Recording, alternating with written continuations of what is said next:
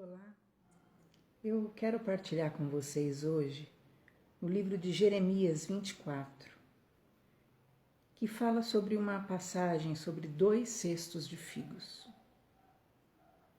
Deus chama o seu profeta chamado Jeremias e ele o leva a ter essa visão. Ele vê 2 cestos cheios de figos.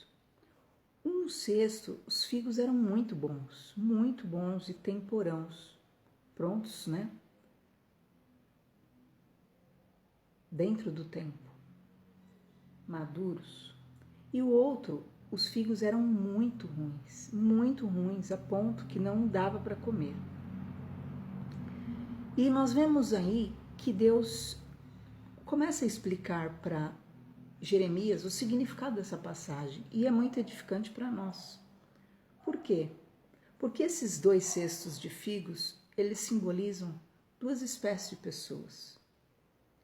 Pessoas extremamente duras e ruins, e pessoas extremamente maleáveis e boas. Por quê? Você vai ver junto comigo. Aqueles figos simbolizavam todos os judeus que foram levados em cativeiro. Todos foram submetidos às mesmas circunstâncias, dificuldades, privações, desde reis, príncipes, ferreiros, carpinteiros, o povo em si, que foi levado cativo para Babilônia. E nas dificuldades que eles passaram ali, o que acontece? Alguns tiveram mudanças consideráveis, porque as dificuldades vêm o quê? Para aprimorar. E você vai ver muitas vezes Deus falando na Bíblia: eu os levei ao deserto para lhes falar ao coração, né? Ou para ver o que estava em seu coração. E os figos bons, você vai ver Deus descrevendo a respeito deles, eles simbolizam essas pessoas que Deus pôde ver mudanças significativas para o bem na vida delas, diante das dificuldades, diante das pressões, diante do cativeiro. E é importante você pensar, o que você tem se tornado? O que as dificuldades da tua vida fizeram com você? Figo bom, muito bom, como Deus fala? Ou figo ruim, muito ruim? Fruto bom, muito bom? Ou fruto ruim, muito ruim? Deus começa a descrever então, a partir do versículo 6, algumas marcas desses figos bons. Deus começa a dizer que Ele enviou a todos para aquele cativeiro para o bem. Ora, todos sabem, os judeus estavam perdidos, estavam alienados, estavam saindo do propósito, né? Não estavam enxergando mais aquilo que era o correto. E Deus permite, então, aquela dificuldade, realmente para eles, o que é o certo, a pessoa diante de uma dificuldade, ela olhar para si mesma. Perceba, os judeus viviam em Jerusalém, viviam na sua terra, já abençoados, já prósperos, porém não é a circunstância externa que vai definir o bem interior, porque ali, naquele momento bom, de prosperidade, de paz, de conquista, eles estavam transtornados interiormente. De contraponto, Deus os leva a uma situação difícil, num cativeiro, para a terra dos caldeus. E ali, embora a situação externa fosse complicadíssima, eles eram cativos, eles eram humilhados, eles eram maltratados, eles eram ali submetidos a circunstâncias que jamais eles precisariam passar por aquilo. Todavia, a situação externa não conseguia interferir na capacidade que eles tinham de olhar para si mesmo, de avaliarem a si mesmo o caos que havia dentro deles que o levara àquela situação. Esse é um dos pontos fundamentais para a cura de uma pessoa, não exterior. Você vê a pessoa que culpa todo mundo, a pessoa que julga todo mundo, a pessoa que sempre quer buscar culpados para suas dificuldades, dificilmente essa pessoa vai encontrar a cura. Por quê? Porque quando você olha para dentro de si mesmo e você consegue pôr em ordem o caos que pode haver aqui dentro, o que vai acontecer? Você vai viver em paz independente do ambiente que você estiver vivendo. E o fruto bom são essas pessoas, aquelas a quem Jesus disse, avalie-se, pois, a si mesmo. Aquelas que têm essa capacidade de olhar para dentro de si mesmo e buscar essa paz, e buscar essa comunhão com Deus, e buscar esse sossego, e buscar essa harmonia entre Deus e ela. Por isso que a pessoa que foge muito de si mesmo, ela é uma pessoa extremamente problemática. Por quê? Porque ela não consegue encarar-se e ver realmente quem ela é. Por isso, você vai ver pessoas que têm necessidade de sempre estar com os olhos postos na vida dos outros. Perceba o que Deus diz em Jeremias 25:6, a respeito do figo bom. O figo bom, ele entende que até o mal que sobrevém-lhe é para o seu bem. Que até as situações difíceis que ele passa cooperam, é uma permissão, é uma circunstância que Deus está permitindo por algum motivo, mas de qualquer forma vai gerar um bem maior. O figo bom simboliza aquele tipo de pessoa que tem a humildade de aprender com as dificuldades, de serem aperfeiçoados, moldados pela dor, pelas lições e as provas da vida. Eles entendem que as provações, as tribulações, os nãos de Deus visam edificar e não destruir, visam plantar e não arrancá-los, porque são pessoas de coração quebrantado, espírito contrito, sabem ver seus erros, sabem julgar a si mesmo e sabem ser flexíveis independente das situações.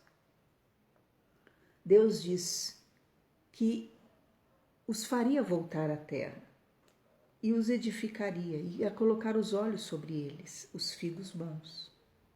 Os figos bons, eles são pessoas que permitem que a dor lhes molde. Tem um provérbio que fala que o fogo acrisola a prata, o ouro, né? Então o fogo, ele tem esse poder, a fornalha tem o poder de purificação, purificar os sentimentos, purificar a alma, purificar o coração. Então o figo bom permite que a dor lhe molde, as decepções, as aflições, as perseguições, as traições vão conduzir essa pessoa a um aperfeiçoamento, né? Vai levar essa pessoa para perto de Deus. E ela vai conhecendo ali mais e mais a lealdade, a fidelidade, o amor único de Deus, e isso só vai aprimorá-la. Por quê? Porque ela se apega a Deus. E Deus fala que o figo bom, ele recebe um coração novo no meio do cativeiro. É aquele que recebe uma mudança extraordinária no seu interior, aquele tipo de pessoa que passa pelas lutas e ela se torna melhor, ela não se torna pior. Você vai ver a diferença do figo mau, do figo ruim. Por quê? Porque são pessoas maleáveis, que realmente se abrem de todo o coração a Deus. É o figo bom. De contrapartida, o que é o figo mau, o figo ruim, que de tão ruim não se pode comer? É o que está escrito no versículo 8. O figo ruim simbolizam aquele tipo de pessoas que não se deixa moldar,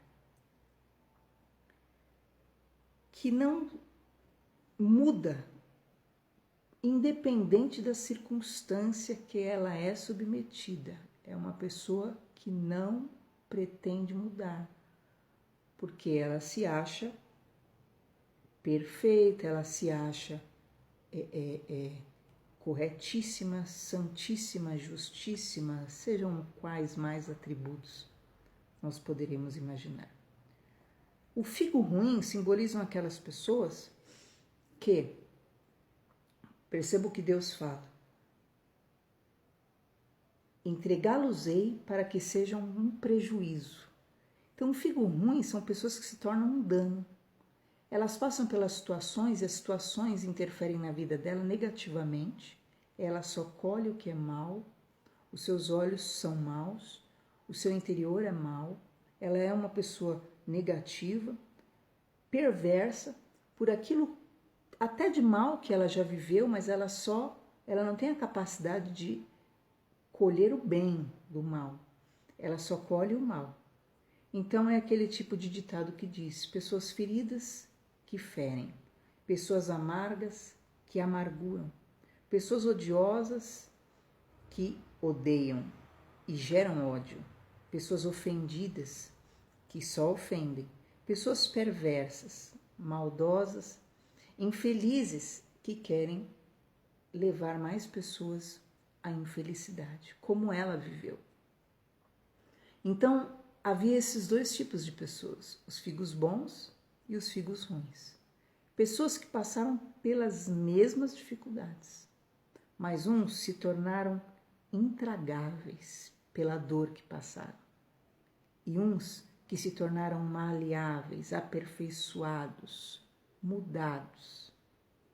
E Deus realmente quer trazer essa marca sobre nós.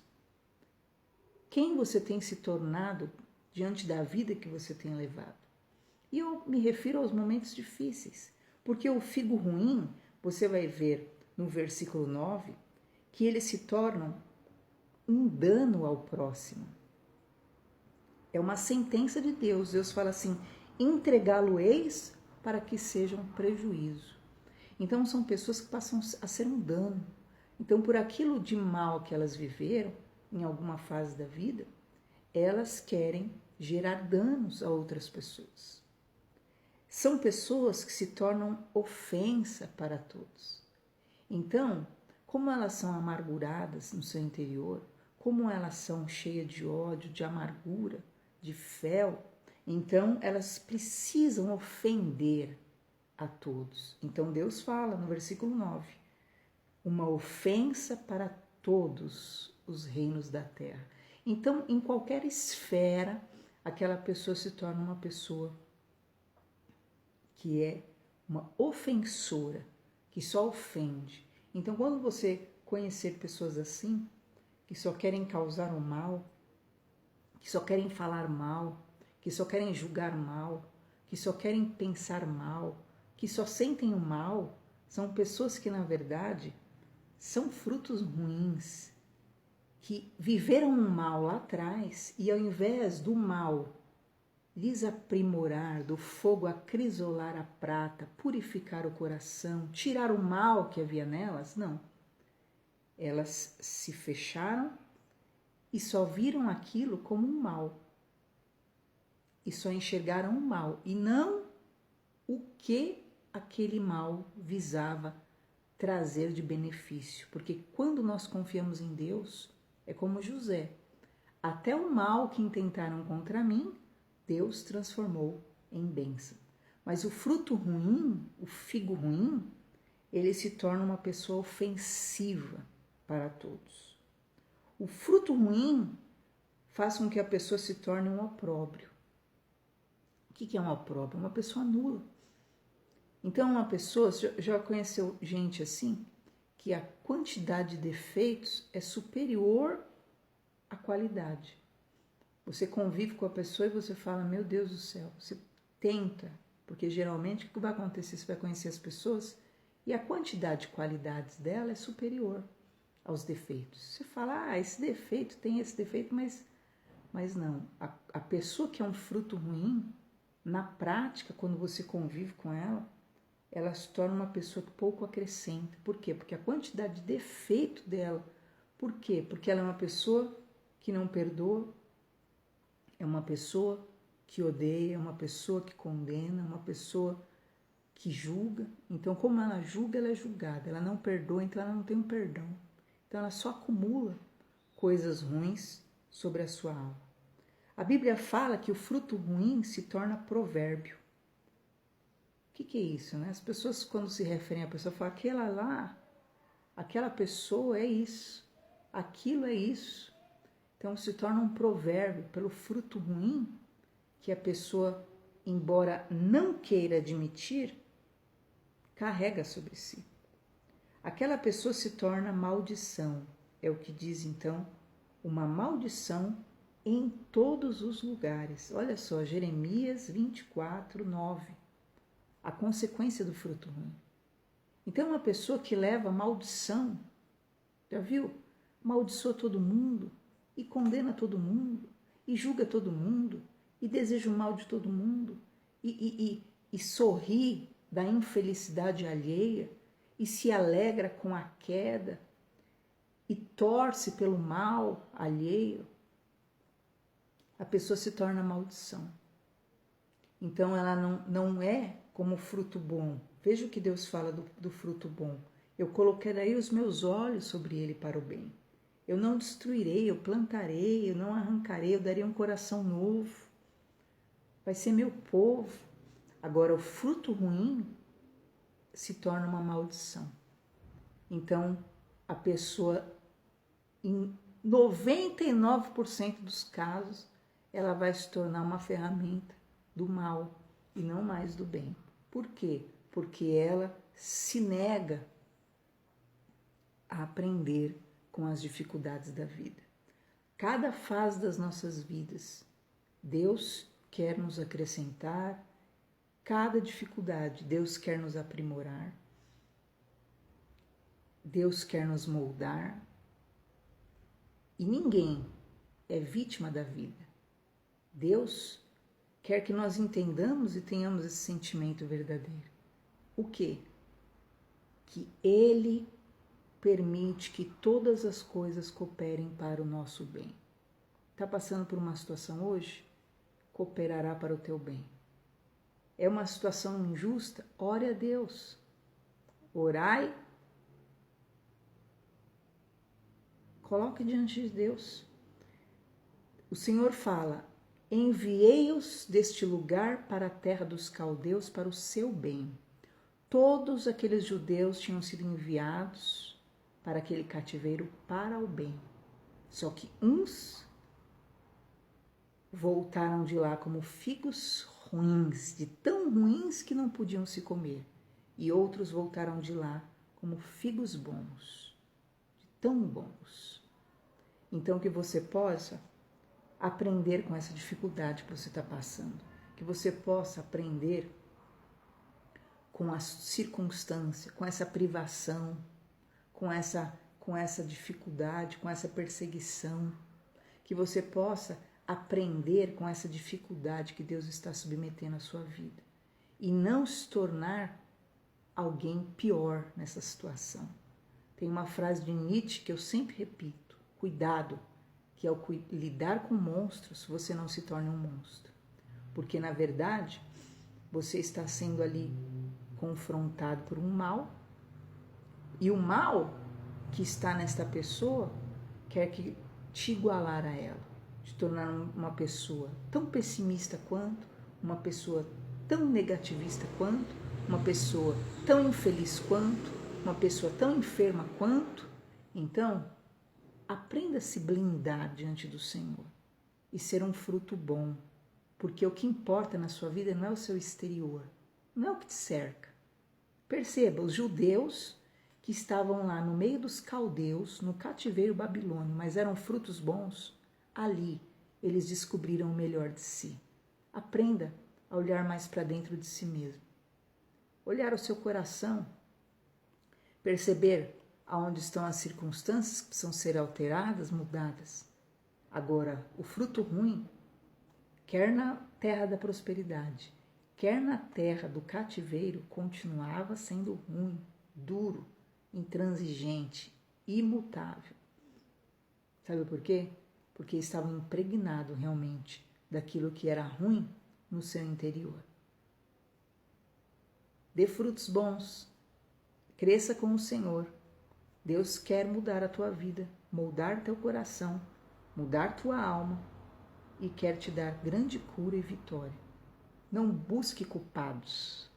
Não busque. Busque avaliar a si mesmo. Olhe dentro do seu interior e veja. E você vai ver quão grande é o teu Deus. Quão maravilhoso, bondoso e misericordioso é o Senhor. E ao você reconhecer aquilo que são as circunstâncias reais que estão na sua alma, você vai ser curado, vai ser liberto, mesmo numa terra de aflição. Porque a aflição não é externa. A aflição, ela na verdade, ela nasce e brota dentro de você. Daquilo que são os seus fantasmas, daquilo que são suas neuroses, daquilo que são os seus tormentos.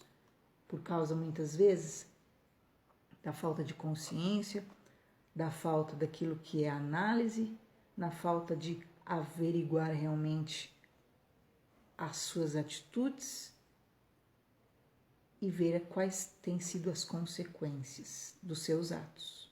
Por quê? Porque é o que diz a Bíblia Sagrada. Tudo que o homem plantar, ele vai colher.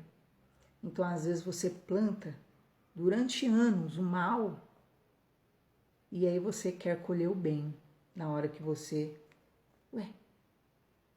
plantou o mal, é inevitável você colher o mal. Em contrapartida, você pode muitas vezes plantar o bem, tentar plantar o bem e só colher o mal, então você tem a tendência a parar de plantar o bem. Mas Deus fala, não nos cansemos de fazer o bem, porque a seu tempo ceifaremos se não tivermos desfalecido. Guarde essa palavra que possa edificar teu coração nessa tarde.